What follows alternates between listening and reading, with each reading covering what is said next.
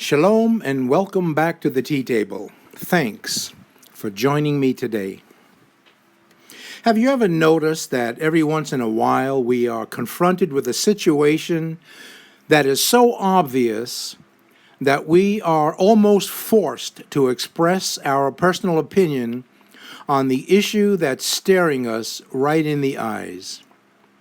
I've spoken with a number of people, Christian and non-Christian, and it seems that everyone has an opinion concerning the presidential race between the Republican and Democratic nominees for the next president of the United States. Trust me, I've heard it all, and I'm sure you have too, and probably have expressed many of the same sentiments yourself, as I must confess, so have I. How many have heard or thought to yourself, I would never vote for a person who's a liar, deceitful, and acts as if he or she is above the law? Or I would hate to have that person as a president, so arrogant, filled with self-pride, and has no control over his or her mouth and says just about anything that comes to mind. I've heard a number of people say, if that person becomes president, our country and government will go right down the tubes, and our great country will lose all credibility to the rest of the world. I've even heard some say, what's the difference? Most of the presidents were corrupt, dishonest, and concerned only with fame, fortune, and limelight, and not the American people. The only difference was some got caught and others did not. Granted, much of what's being expressed or spoken out loud or even thought about is probably true and will probably continue way past our lifetime, and for all practical purposes will most likely get even worse.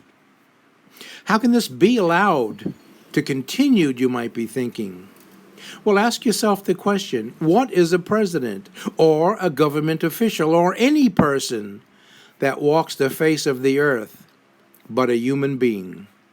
The truth is, if you're putting your eyes on the government to help bail you out of a situation or help take care of your needs, then, my friends, you got your eyes on the wrong government.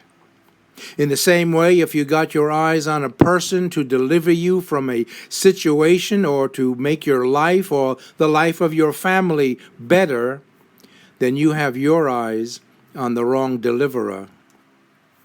We're told in Isaiah 51 verse 12, yes, I am the one who comforts you. So why are you afraid of mere humans who wither like the grass and disappear?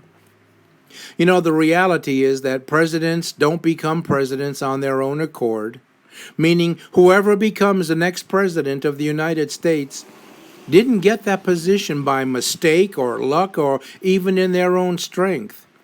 Thank God for Daniel 2, verse 21. He, meaning God, controls the course of world events. He removes kings and sets up other kings. He gives wisdom to the wise and knowledge to the scholars.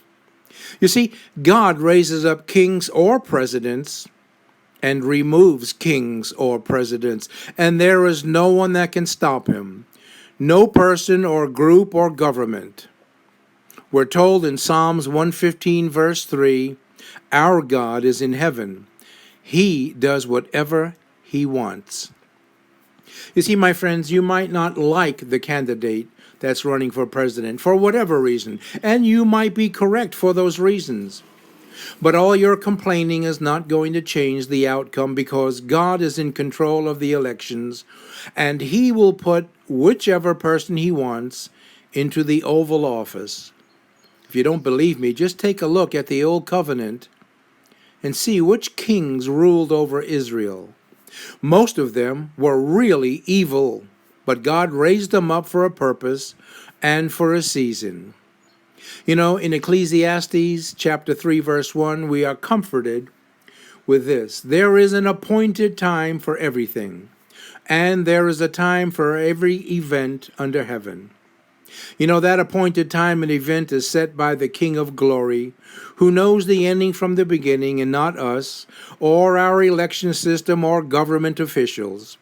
Remember, God does whatever He pleases, with whoever He chooses, for whatever time He decides.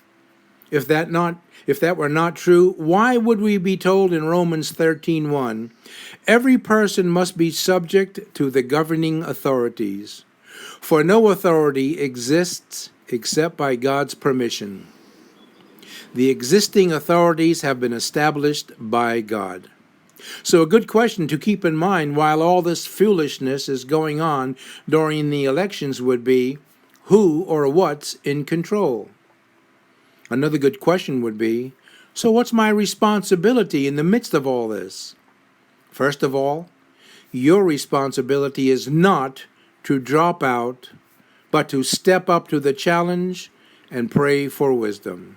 You see, I believe most Christians in America seem to think that God has given general principles of right and wrong in the Bible, and that He expects us to rely primarily on our own wisdom and reason when choosing a president. And nothing is further from the truth. The Bible provides very clear instructions that should guide us in voting for a president, and we are responsible to God for our decision to accept or reject His instructions. Proverbs 16:2 tells us all of a person's ways seem right in his own opinion, but the Lord evaluates the motives. Meaning everyone has an opinion on how to vote in this election, and they will think that their opinion is right. But ultimately, it is God and not man who will decide which vote is the right vote to cast. In other words, if we cannot trust our own reason and thoughts because our hearts are deceitful and desperately wicked, according to Jeremiah 17:9, well, if that's true, how should we determine who to vote for if we cannot trust our own reason and thoughts? Well, the answer can be found in Proverbs 3, verses 5 and 6. Trust in the Lord with all your heart, and do not lean on your own understanding. In all your ways acknowledge Him, and He will make your paths straight. So, as a Christian, our responsibility is to seek the Lord, get all the information you can about each candidate, seek the Lord again, and ask for His guidance in voting, and then vote. Realizing that you are doing what God asks of you, and He will have the final say about who becomes the next leader of this great country, and He and only He will bring about His plans. Finally, and according to Robert Driscoll, Christians should not have a rebellious, antagonistic attitude towards our leaders. Nothing happens that God does not authorize. Therefore, those politicians who are in power are there because God has allowed it. History has shown us that generally a people who are following God will have good leaders, whereas a people who reject God will have ungodly leaders. And oftentimes it is through these ungodly leaders that God's judgment is felt on those who have rejected Him. What do we do with our government, regardless of which party is elected? Well, the answer can be found in 1 Timothy chapter 2, verses 1 and 2. I urge you, first of all, to pray for all people. Ask God to help them, intercede on their behalf, and give thanks for them. Pray this way for kings, and I might add, for presidents and all government officials, and all who are in authority, so that we can live peaceful and quiet lives, marked by godliness and dignity. And this, my friends, is good and pleasing in the sight of God our Savior. And with that, I leave you with this.